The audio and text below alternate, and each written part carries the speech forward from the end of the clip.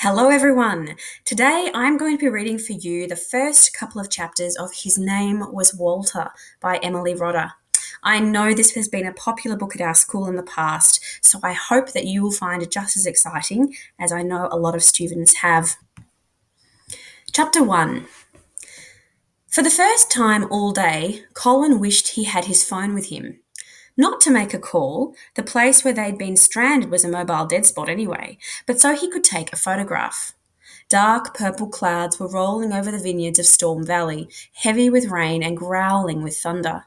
The light had dimmed to a weird yellow-green, and the river, sliding between bare, muddy banks, looked like the rippling back of a huge grey snake.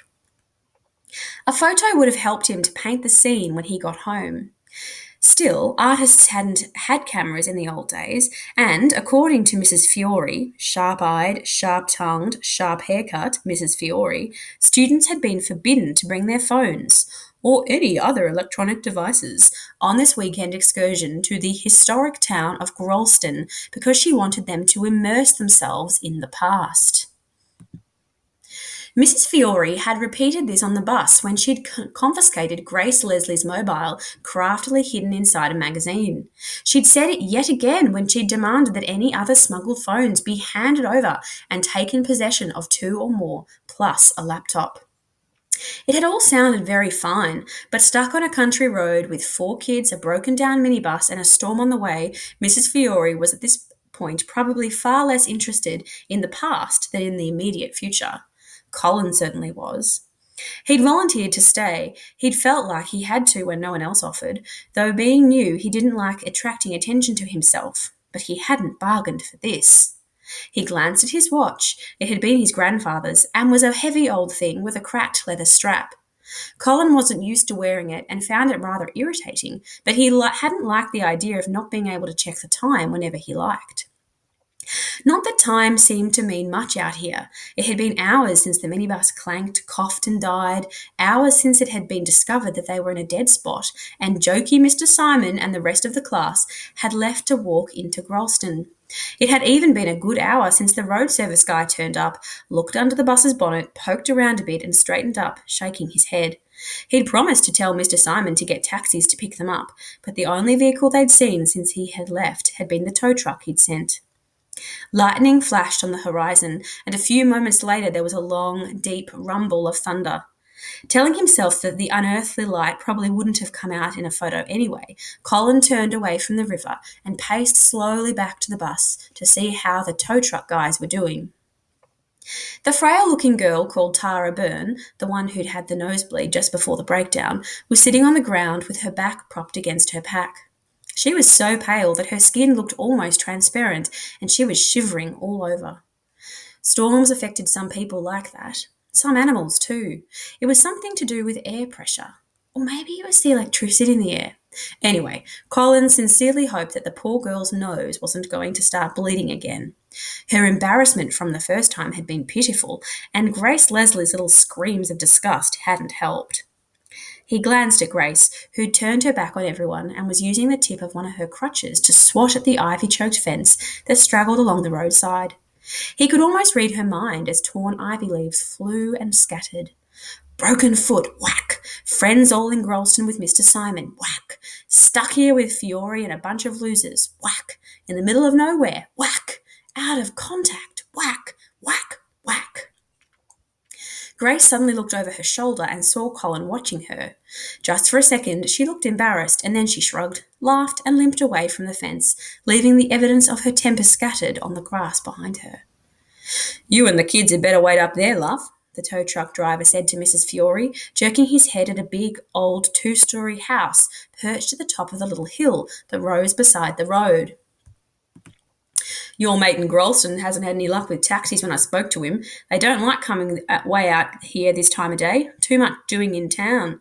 I'll let him know where you are. The place is empty, but you'll get in all right. Back door's not locked." His wiry little helper, who'd been checking the chains that held the minibus in place, glanced quickly at him, then at the 5 people stranded on the roadside, but didn't say anything. Mrs. Fiore looked flustered. "Oh, but we can't just—" It's okay, it's my dad's place, said the driver, lifting his chin and raising his voice slightly as if he was throwing out some sort of challenge. Well, Dad owns it anyhow. The idea is to make a guest house out of it, but no one's living in it yet. The wiry man made a small snorting sound. He might have been just clearing his throat, but Colin didn't think so. The Chinese-looking kid Mrs. Fiore had ordered to stay behind, and whose name Colin couldn't remember, obviously didn't think so either. He was just staring at the driver's mate curiously. It was the first time Colin had seen him looking anything but bored when his eyes weren't glued to a screen. Lucas! That was the guy's name. Lucas Chi. Not that it really mattered. Colin had only been at this school for 2 weeks, but it had taken him less than 2 minutes to decide he and a chilly computer genius like Lucas had nothing in common and were never likely to be friends. Mrs. Fiore hadn't noticed the wiry man's snort or Lucas Chi's interest. She'd brightened like someone who'd been drowning and had just been thrown a lifeline. Oh, thank you, that would be marvellous, she said, and maybe I can get a phone signal from there too. My colleague did try from the top of the hill when we first broke down. He had no luck, but maybe if I try different places in the house. Nah, drawled the wiry man. No reception round here. They reckon the new tower'd help, but it hasn't. Cars conk out here too. Right here. Always on this side of the bridge. All the time. Can't tell you how many cars we've towed. Yeah, well, you'd better get going if you're going, love, the driver cut in, shooting his mate a dirty look. She'll be coming down hard pretty soon. Don't expect much up there. The electricity's on and the toilet works and all that, but it's a bit rough. We're trying to do the place up, but it's hard to keep the tradies at it. They can pick and choose out here. Distant lightning flashed. Thunder rumbled, sounding closer.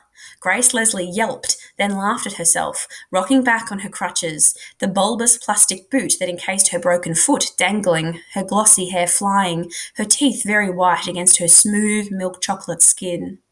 Colin suddenly thought he'd like to paint her looking just like that, with the storm clouds behind her. But of course, Grace wouldn't want to be painted just like that. She'd care too much about being glamorous. Thank you, we're so grateful.